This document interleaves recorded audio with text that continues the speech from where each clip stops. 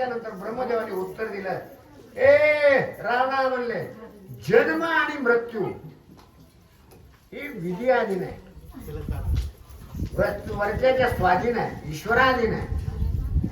आणि तू काय सांगतो म्हणले, राजा दशरथाला मारलं आणि कौशल्यला तिकडं घातलं.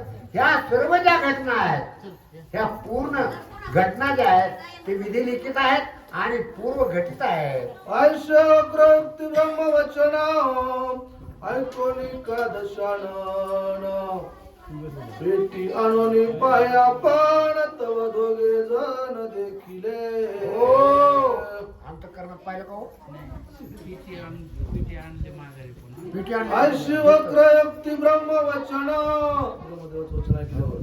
ऐकोनी दशानन बेटी आणून पाया पान तव दोघे जण देखिले. हो आणि असं ज्या वेळेस ब्रह्मदेवाचं बोलणं रावणाने ऐकलं, त्यावेळेस रावणानं ती पेटी मागवली आणि पेटी उघडून ज्या वेळेस पाहतो तर त्या पेटीमध्ये दोन्ही समोरासमोर दिसले. अशी अवस्था रावणाची झाली. प्रथमने गद्दा दशरथ दशकला तोलंकरात त्याचा करावया घात शस्त्रात घातला. आणि पेटी उघडल्याबरोबर तिथून कोण पहिल्यांदा दिसला? दशरथ दिसल्याबरोबर धडकी भरली रावणाला. काळी धडकलं आणि याला काय करू आता म्हणून शस्त्राला हात घातला, त्याचा घात करण्याकरता. एवढ्यात काय होतं ऐकलं. पुढे देखोनी रावणा दशरथाला स्फुरण हो 10 कंठ विषंती नयन भुई पाडी न कर घाते.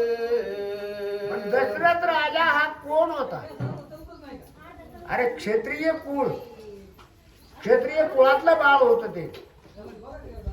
त्याने ज्या वेळेस त्याने सुद्धा राजा रावणाला समोर पाहिल्याबरोबर क्रोधाने भडकला आणि क्रोधानं लाल बुंद अशा प्रकारे होऊन राजा दशरथानं काय विचार केला, काय सांगितलं म्हणले, हे तुझे जे 10 शिरा आहेत आणि 20 डोळे, हे सगळे म्हणले मी जमिनीवर डोळून टाकील.